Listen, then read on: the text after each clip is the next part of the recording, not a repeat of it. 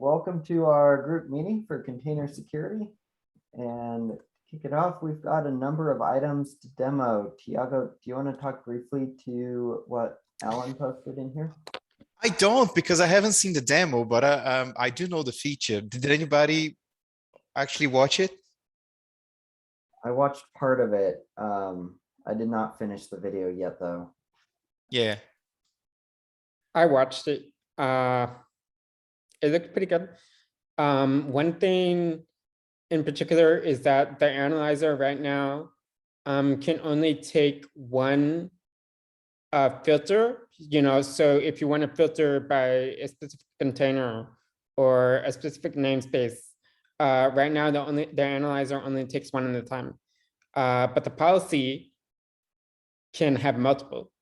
So we will need to figure out how to handle that on an analyzer. I'm not sure if we have an issue for that. We should make sure that we have one. Yeah, good catch. I can follow that up.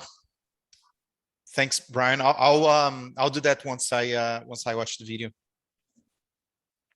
Okay, sounds good. Thank you. Yeah, all in, it looks like I'm really excited for the progress here. Container scanning in production is something I've heard customers requesting pretty much since I've joined. So it's great to see us move along and be able to offer that to them. And very soon, without an agent, without a job, a CI job. Yeah, yep, exactly. Good call out. Cool, Alexander, you've got a couple things in here for us. Yeah, before I go into those, I did watch some of Alan's video, though I was skipping around looking for his use of the new policies page, and he didn't use it, and I was very disappointed, but that's fine. I just was working on some small styling issues to wrap up the scan execution policy project. The add rule button looks normal and not just like some blue text randomly on the page. Now the padding around the YAML mode changes color with preferences, which is excellent. And then as we've seen in Slack, the security orchestration feature flag is on in all of prod. And there are a couple of issues that need to be fixed, and I will start working on those. Awesome. Yeah, great work on that as well. I know we've worked a long time to get that feature flag turned on, and I'm really excited to hear the reactions from our customers on this one. So great work getting that one out the door. Thanks. It was a great team effort.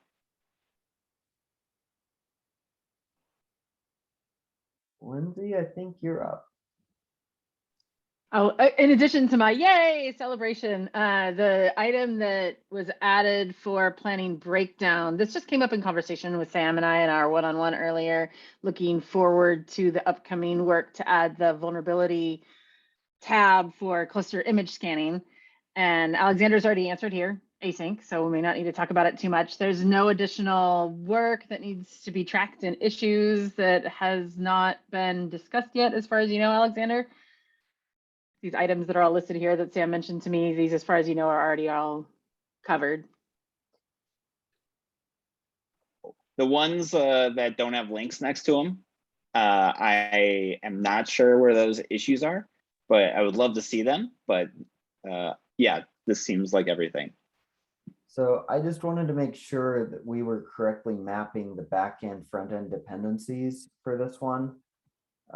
Obviously, I think we're well aware of the backend dependencies before we can add in the cluster and image filtering on that page. But there are a couple others as well, like the empty state.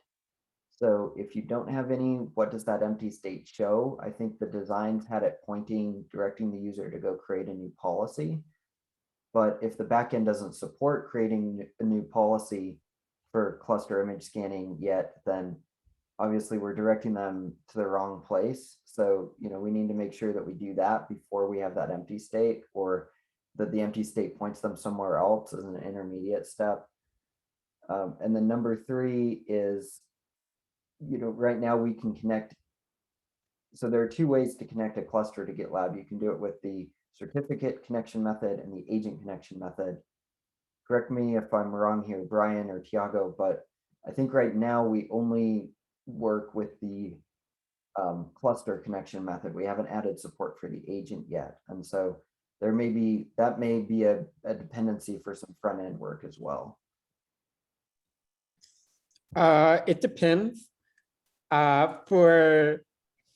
You can actually work with just the agent, but it will not be able to show the network security policies in the list view, because the backend uses the certificate integration to get those, I believe.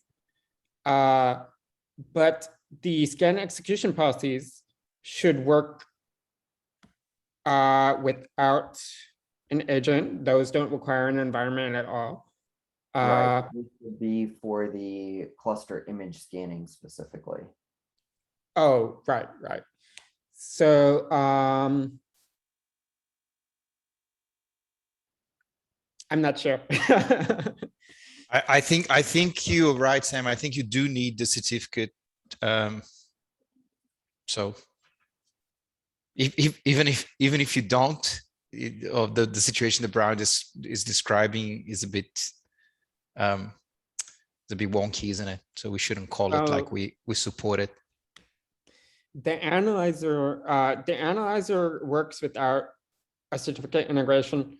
You can configure either, but really it just needs a kubeconfig and a connection to the cluster, either through the CI/CD tunnel or directly. I remember that. Right. So, yeah, there's a variable that you can pass basically you pass the authentication in a variable, right? You pass the certificate, and then instead of using the integration, you just overriding. But if you don't provide that, it'll try to use what you've provided the integration. But I think the short answer is the agent itself isn't used for that. Yep, that's right. Not yet. The agent just provides the tunnel for CI/CD to be able to connect.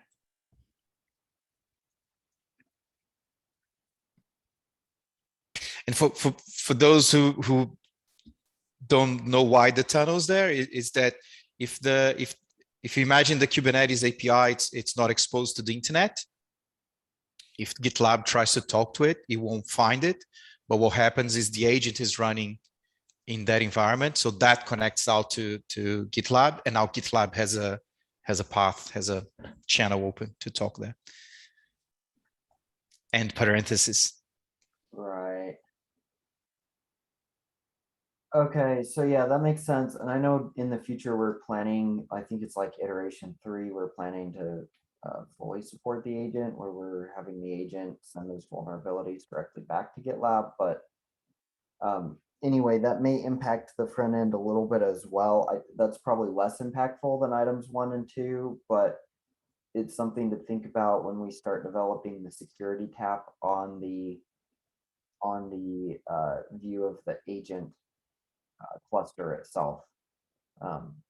Anyway, that may or may not be relevant, but it's just something to keep an eye on. That just want to make sure we've got our back end front end dependencies, that we're fully aware of all of them, so that we're not turning something on the front end that's not supported in the back end yet.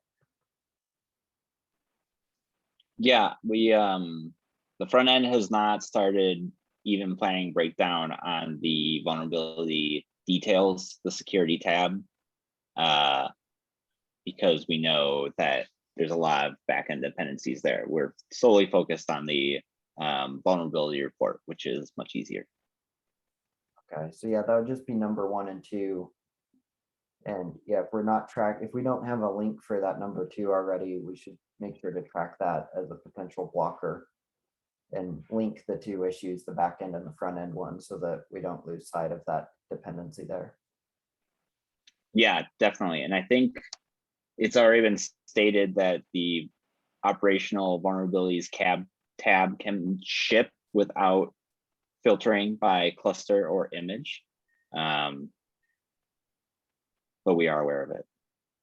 But yeah, I don't want it to ship with an empty state that points users in the wrong direction. But it Definitely. can If ship we with have it, a but different it empty can, state at first, we've got to figure that out. right? So we need to create an issue for that to have the discussion about what that initial view would look like if we were to launch prior to the back end work being done. Alexander, could you create that front end issue, and then whatever back end work that needs to come off of that, we can ask someone from the back end team. Thank you. And another call out is that we're going to be working with folks from the front end team for threat insights on this, at least Daniel, but maybe there'll be more capacity available to help with that in the 14.3 and 14.4 milestones.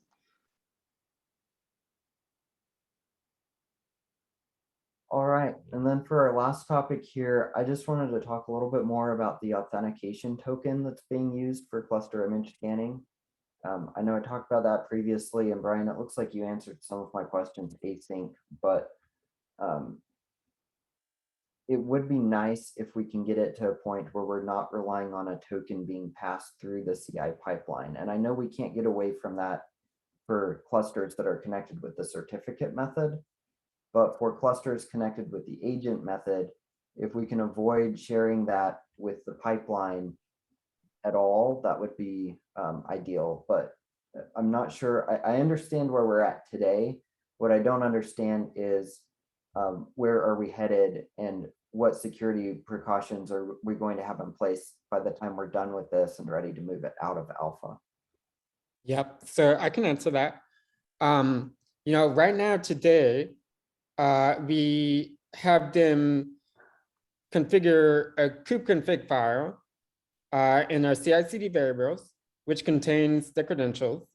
If the user does not protect the CI/CD variable, then there is a security risk associated with that. Unauthorized people may be able to access that variable and get the credentials.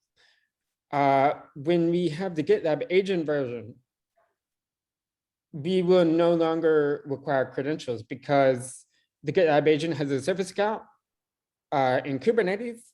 And so it has its own identity, which the cluster image scanning can run as. And so the agent is already running inside the cluster. It already has its own credentials. It can access the reports and then send them to GitLab. Right now, the authorization rules for that is whatever person created the agent, if that person has permission to create vulnerabilities on the project, then the agent will be allowed to create vulnerabilities on that project.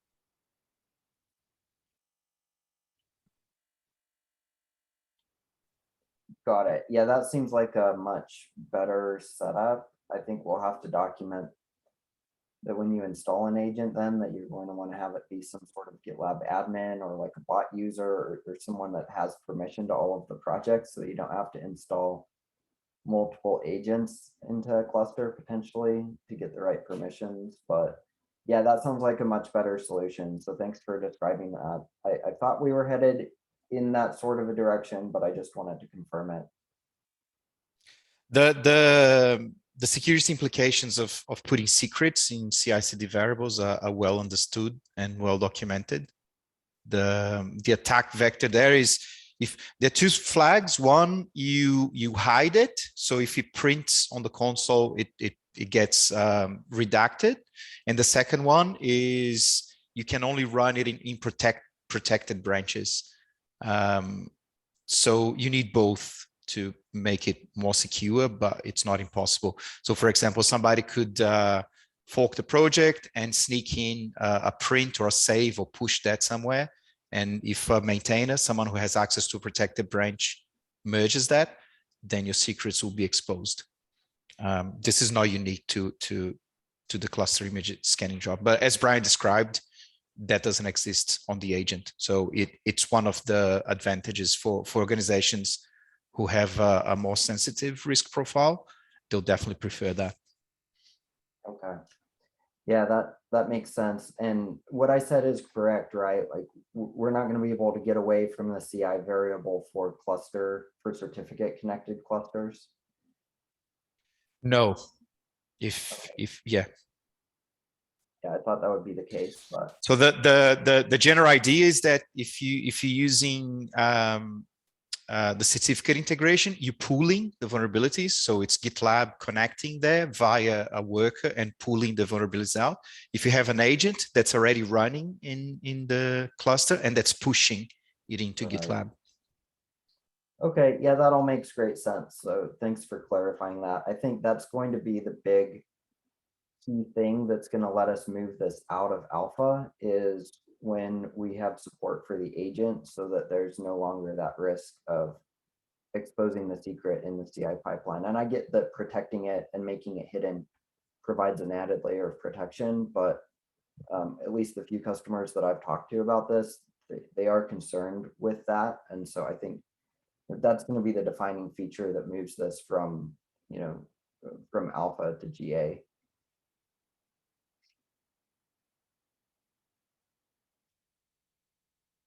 All right, I think that's everything for this week. Are there any other topics to discuss? Thanks, everyone. Have a great week.